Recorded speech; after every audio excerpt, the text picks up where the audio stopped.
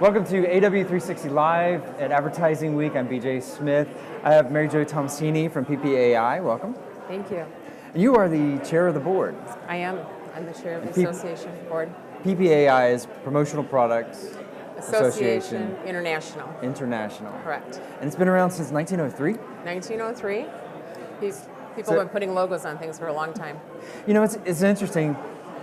In a week where we've spent so much time talking about artificial intelligence and cognitive learning and data this and data that, which is all very real and relevant, it's interesting that promotional products, something that PPAI has been around since 1903, is still such a relevant topic.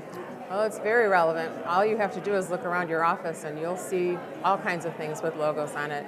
And when you think about the journey of how it got on your desk, a lot of times you have an affinity for that brand. Right.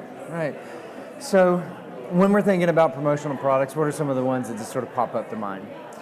Well, because of technology, honestly, right now technology is the hottest category. However, we still sell a lot of writing instruments.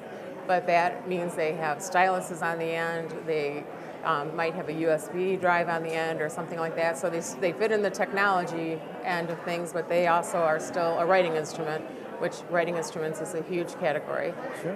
The other very large category for us is apparel. A lot of our apparel is retail driven, and so we've got some really great looks out there. A long time ago, it came in white, black, and blue. Now it comes in all the cool brands that everybody wants, and so people want to put their brand on that.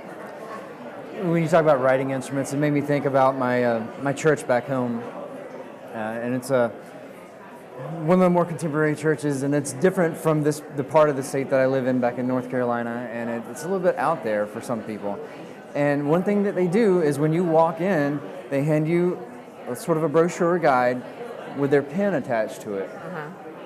And I see those pens all over the place, all over town, not just in that one location, but they are everywhere. Yeah. Well, pens do travel. I thought when people stopped writing checks and things like that, maybe you wouldn't see them as much, but you really do. I mean, you see pens everywhere. You still have to sign the credit card receipt. You still have to sign a credit card receipt, and yeah. And you also mentioned tech products are a big one. My wife, where she works at East Carolina University, one of the things that they used to do is give out their new students flash drives that would have the university logo or mascot or something like that on it. Yeah, so you're building affinity for that brand, but you're giving them something useful that maybe a student can't even afford. Right. Obviously they're going to a big school, probably they could afford it, but it's a relevant product for them. You're not giving them something that they'll just throw in a drawer. Right. So what are, when we're talking about tech products, or other than flash drives, what are some of the other things that you see that are popular now? A lot of times it's a new flair on an old standby. So people are always like, what's the hottest new product? Well, mugs are still selling, and now mugs that keep your ice frozen for 24 hours. Right. They're putting more and more technology and things like that. But at the end of the day, we're still selling a lot of mugs. Yeah. And so it's, people will call that kind of new and hot, although is the mug really new and hot? It's the technology and the usefulness of the product. Yeah. It's every time we talk about these things, every time I meet with anybody from PPAI, something comes up that I haven't thought about that I realize that I'm in contact with every day. And when I go and teach at the college that I teach at, I carry a mug with the college logo on it. Right. And you're wearing a lapel pin. I don't know what it is. But it's a Junior Chamber International. Yeah. See, look at that. You're running around advertising for them. That's right. You're exactly right. See, that's another thing I don't think about. It's a point of pride for me, right? And we just had Johnny Cupcakes up here. And, great guy. And you mentioned actually the logos that he's created and that people are tattooing themselves because of that brand affinity.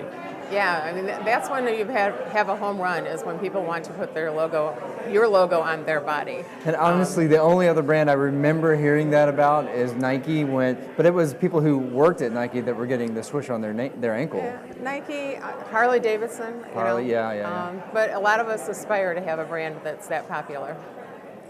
So, what do you think is some of the biggest payoff for brands who commit to promotional products?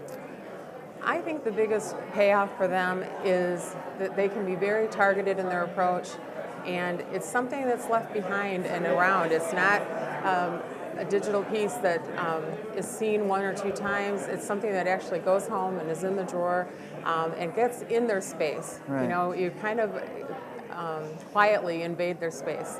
You're in their kitchen, you're in their bedroom, you're in their office, and they have to think about you, which is a really cool thing.